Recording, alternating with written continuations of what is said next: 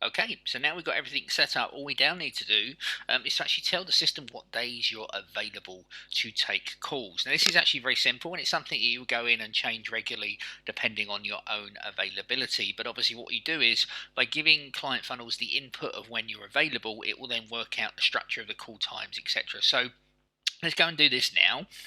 Very, very simple to do. So we come into our system.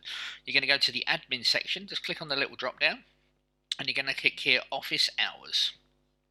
Now, office hours is very simple. What it is exactly that. It's like, what time are you open to take calls? Very, very simple. Okay, so you have the little sliders here that make it really easy. So, in most cases, none of you are going to be available 24 hours a day. Okay, which means that literally a call could be booked for 3 a.m. in the morning. I'm sure you don't want that. So we need to slide the first thing over to open. So like we've got here, say this day here is closed. You can just toggle it over like so. And then you need to tell it what time you open and what time you close. So for sake, on a Thursday, and this is reoccurring, so every Thursday, this is going to be your availability. I'll show you how to set what we call special hours shortly. But essentially what we're going to do is tell the system, okay, on Thursday, every Thursday, and I can tell it any exceptions later on, that from 9 a.m. Now you need to put this in a 24-hour clock. Okay, so from 9 a.m. Okay, and from 9 till 12, I'm available. Okay, and I click add hours, and I can add other ones. So then I'm going to be available from 3 o'clock. So I'm going to put in 1500 to 1900. So I'm now available every Thursday here from 9 o'clock in the morning till 12, and from 3 o'clock to 7 o'clock. And I can add as many of those as I want to, and you can obviously select any time that you want in there. But remember, put it in 24-hour clock, and that now means every Thursday, that's my availability. And you do that for each of the days. You can see I've got some variant ones set up here. And this basically configures your calendar availability to show users. And that's now what essentially we need to do, is to go, right, that's what we're going to do. We're available Monday, Tuesday, Wednesday, and Thursday for calls on these times. And then basically it will configure the system to only show that availability and not show a 3 a.m. in the morning call available when it isn't, because obviously we only want to make sure that people are booking call slots for when we are available. So that's essentially what we're going to do. Keep it nice and simple. Now once you've done that, you will then obviously need to again click save office hours. That now saved it.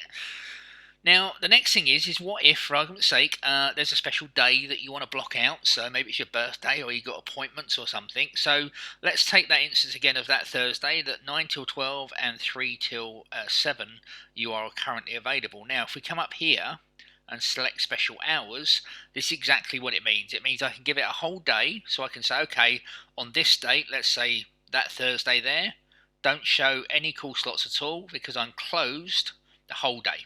Okay, so I can then click that button and that will now block out the entire day, so it won't show any availability for that Thursday, and it's done like so.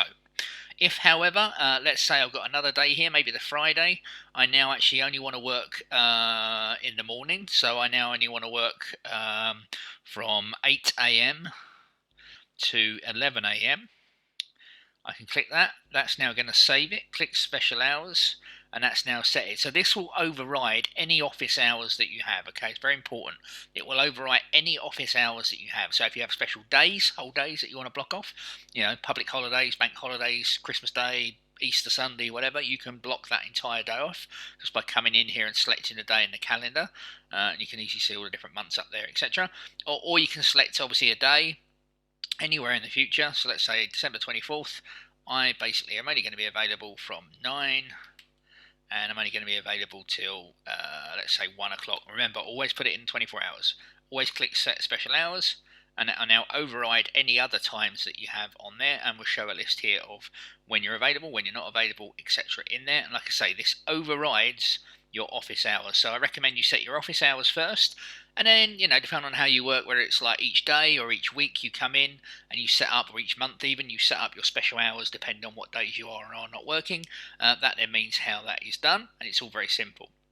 At this stage, you won't necessarily need to set the call time settings. You can do that. We've already pre-configured it as standard, so based on our best practices. But should you wish to, there is a useful help tutorial video where you can go and set up the different time slots of how long you want the call slot to be, you know, how many call slots you want in a day, etc., etc. So again, we can configure it exactly how you want. But from a quick start point of view, you can just get going and actually get this going with those office and know the call time settings are defaulted to our best practices to ensure that you don't have too many calls in one day, but also not too many slots are shown. But if you do want to know more about what that call time setting does and how it works, then check out the support videos inside the support area, which you'll find obviously down here, and that will then give you the full walkthrough on what that is and how it works to configure your call time settings. But they are set up as default based on our best practices. So once you've done that, you set your office hours, you can then move on to the next part of the quick start guide.